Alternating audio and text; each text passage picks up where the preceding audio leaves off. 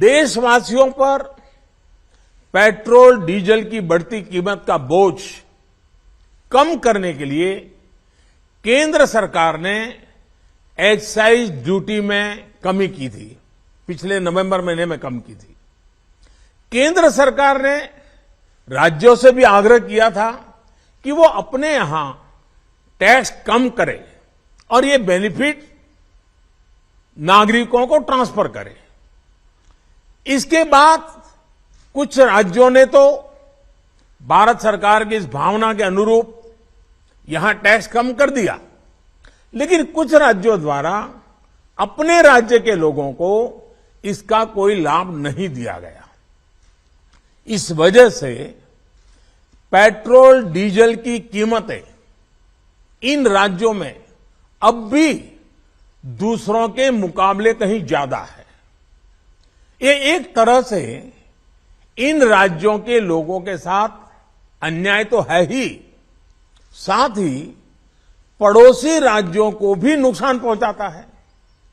स्वाभाविक है कि जो राज्य टैक्स में कटौती करते हैं उन्हें राजस्व की हानि होती है। जैसे अगर कर्नाटका ने टैक्स में कटौती नहीं की होती तो उसे इन 6 महीनों में 5,000 करोड़ रुपए से ज्यादा का राजस्व मिलता। गुजरात ने भी टैक्स कम नहीं किया होता तो उसे भी 3,500-4 हजार करोड़ रुपए से ज्यादा का राजस्व और मिलता। लेकिन ऐसे कुछ राज्यों ने अपने नागरिकों की भलाई के लिए, अपने नागरिकों को तकलीफ न हो इसलिए अपने वेट में, टैक्स में कमी की, पॉजिटिव कदम उठाए। वहीं गुजरात और कर्नाटक के पड़ोसी राज्यों ने टैक्स में कमी न करके इन 6 महीनों में 3,500 करोड़ रुपए से लेकर के 5-5.5 हजार करोड़ रुपए तक अतिरिक्त राजस्व कमा लिया। जैसा हम जानते हैं कि पिछले साल नवंबर महीने में वैट कम करने की बात की थी, सबको मैंने प्रार्थना की थी, लेकिन कई राज्य, मैं यहां किसी की आलोचना नहीं कर रहा हूं, मैं सिर्फ आपसे प्रार्थना कर रहा हूं, आपके राज्य के नागरिकों की भलाई के लिए प्रार्थना कर रहा हूं।